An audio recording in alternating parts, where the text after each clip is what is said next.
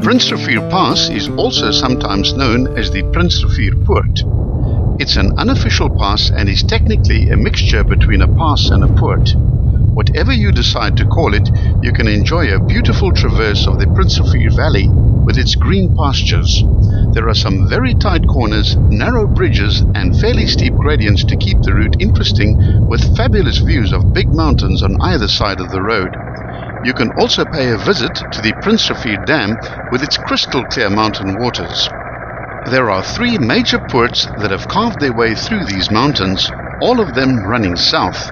These are from west to east, the Prinsrivier Poort, Prinsrivier Poort and the very impressive canyon of the Buffelspoort, through which the bulk of the floodwaters of Laingsburg's 1981 floodwaters charged, leaving debris 17 meters high up the walls of the canyon. At the point where the Prinsrivier exits the mountains, a dam has been constructed which can be seen on the far side of the valley from the beginning of the pass.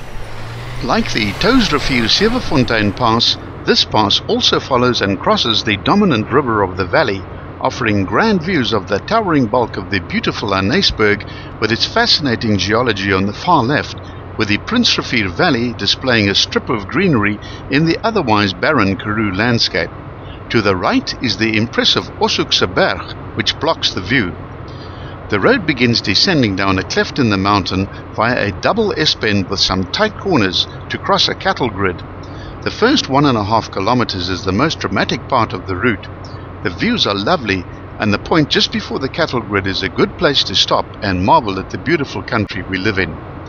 The patchwork of fields of the Ossuk farm spread out over the floodplains of the river, and the road can be seen winding its way towards the east. Whilst traversing this farm, please keep your speed down, as the farmers suffer crop losses if there's too much dust, and be particularly aware on this farm that there will probably be livestock on the road. The farm has both cattle and sheep. At the 2-kilometer mark, the road levels out and goes into a wide U-shaped bend to the right, which descends further via a sharp left-hand bend to the single-width bridge over the Prinsrivier. There is usually water over the road at this point, but there is a sign warning you to slow down. The heading is into the north-northwest for a few hundred meters, and the dam wall is directly ahead. The next bend in the road is easily the most dangerous one, and it's both very sharp as well as narrow. It's right on this bend that the farmhouse known as Die Erf is situated, and farm vehicles and other traffic make this blind corner a recipe for a collision.